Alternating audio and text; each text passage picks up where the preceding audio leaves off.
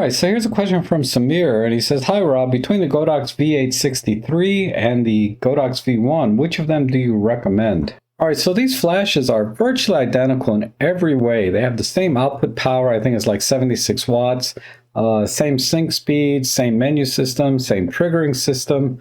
There's really no difference between the two with the exception of the flash head unit itself. So the V1 has a round head and the V860 has a square head.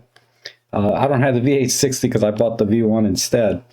But so the question really is, do you want to get a round head or do you want to get a square head, right?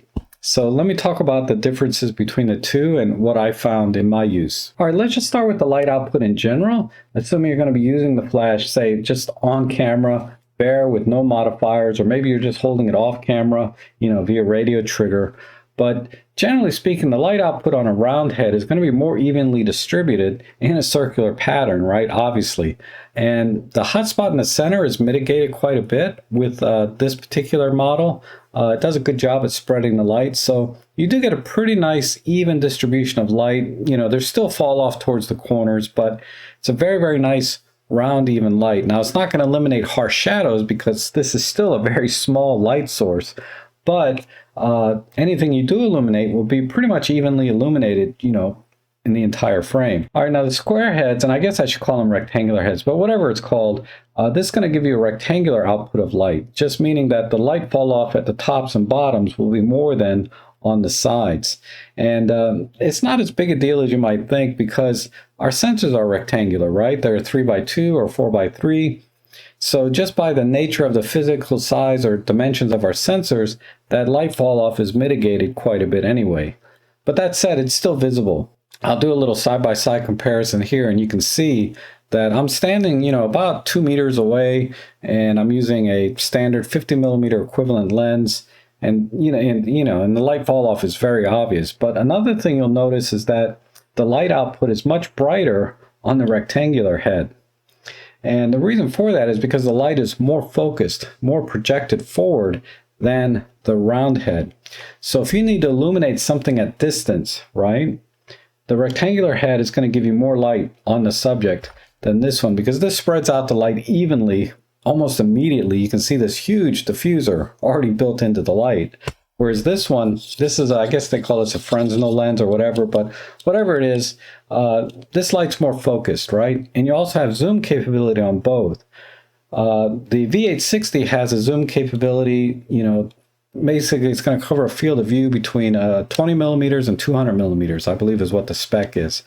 So again, just by the nature of the design of the rectangular head, being able to zoom out to a 200 millimeter equivalent lens, you're going to get a much more focused beam of pattern. So this is really useful for, things at distance, like maybe bird on a stick, and this light is going to reach that bird better than the light output from this. So that focused light can be an advantage or a disadvantage, right? Depending on the situation. For me, a lot of times it was actually a disadvantage because I use these flashes professionally. And, a lot of times I have to illuminate things at distance. And ironically, the V1, or in my case, actually I use an 8200 with the round head. I need the light to spread evenly because a lot of times I'm blending images together, and that fall off of light, and sometimes I get light leaks where there's like little streaks or bands of lights on the edges that are uneven from the rectangular head, causing me a lot of headaches in post-processing. So it's much better for me to use a round head than the rectangular heads for my work. And so you have to be conscious when you're shooting things at distance with a rectangular head. You could get uneven lighting on the ends or edges of your frame, and that may or may not be an issue. For wildlife, like bird on a stick stuff, no big deal, right? But for my professional work, architectural stuff, yeah, that's a problem. So that's why I use the round head. Now, another advantage to the square head is that this has been kind of a standard format for a long time for flash heads, and there's a ton of third-party accessories and adapters that work better with this rectangular head than it does with the round heads. So just to give you an example, here's an S2 mount bracket that I bought many, many years ago.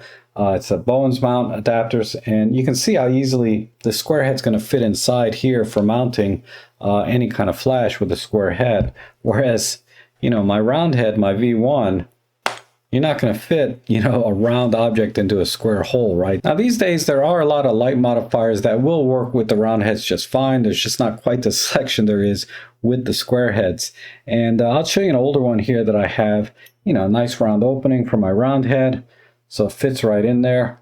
And then I would just put a cold shoe on here and then mount the flash. Then I can mount whatever light modifier will fit this particular adapter. But even when you're using a light modifier, these square heads are still susceptible to hot spots where the light falls off, you know, on the top and bottom or left and right. And, you know, that's why a lot of like softboxes now have these double diffusion panels to try to mitigate that hot spot and spread the light evenly. You're going to have more trouble probably with umbrellas where you just have one layer of diffusion, right? It's not that big a deal. But if you're going for perfect even lighting output, you know, if that's what you want, then the round head is going to do a better job of that. Whether you're shooting through an umbrella or shooting through a softbox, it's less susceptible to that hotspot sort of phenomena. Now, continuing the discussion on modifiers, the V1 has a magnetic ring here, and you can buy these like kits where you can attach things magnetically to the front. You know, so this is a diffuser. I have you know, gels that just snap right on. So it's very seamless, right? And I can stack them like this if I need to. You know, here's a barn door and I have a grid inside. So, you know, it's very, very easy to do add light modifiers to this. Now, of course, they do have accessories for the square heads. I think Magmod is one of the brands that you attach a magnetic mount around the square head. Then you can buy their magnetic adapters, right? Or light modifiers. So it's pretty much the same thing, but this is, I think, a more seamless solution because it's already built into the flash itself. And what's nice is I have the round head on my 8200 as well, so I can just interchange these light modifiers between the V1 and my 8200. So ultimately, you're going to be fine with either flash, but if you need a little more range, you know, the V860 will do that for you. If you need more even lighting, because I'm taking pictures of large spaces, the V1 will be better, the round heads. And also the fact that I can easily interchange the, you know, the magnetic mounts between my 8200 and my V1 just makes more sense for my workflow. So that's why I went with the round head in my case. Is for that interchangeability of the accessories that I use time to time, and particularly the more even light output. Now I want to throw out to you one more flash that you should consider, maybe even over the V860 or the V1, and that is the Godox TT685. I think it's up to a Mark II now. That flash is virtually identical to the V860, which we know is virtually identical to the V1. The TT685 is also a square head, but it has the same light output, the same menu system, the same sync speeds, you know, the same Godox radio trigger system, transmitter, receiver. It does everything the V860 does. The key difference being is the battery, right? The V860 uses these lithium-ion batteries, just like in my V1, the same one. These will last a lot longer and have faster recycle times. The TT685 runs on AA batteries, so they're not going to last as long, and the recycle times are going to be slower. Not initially when they're fresh and you just put them into the flash, but as the day goes on, particularly if like you're an event photographer, the recycle time is going to get longer and longer and longer. Whereas with the lithium-ion battery, it does get longer, but it's not quite as bad as using AA batteries. The recycle times are still pretty quick, almost up until the battery's almost drained. So I think if you're an event photographer and you're going to be shooting all day, you know, the lithium-ion battery makes more sense. In the V860, just make sure you have a couple of spares, right?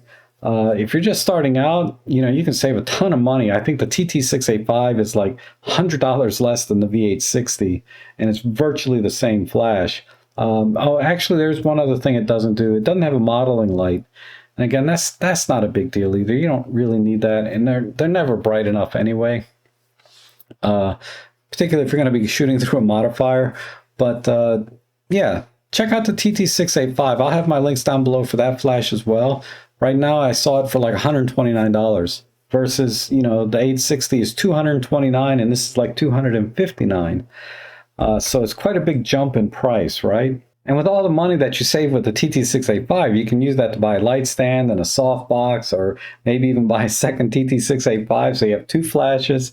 So I think it's a really excellent option for people just starting out, even for professionals, because if I'm going to buy another Godox flash, it's most definitely probably going to be that TT685. So I hope you found this video helpful. If so, consider making a donation or using my affiliate links below, because they're greatly appreciated and they help me to continue making videos like this for you. Thank you so much for watching, and I hope to see you again soon.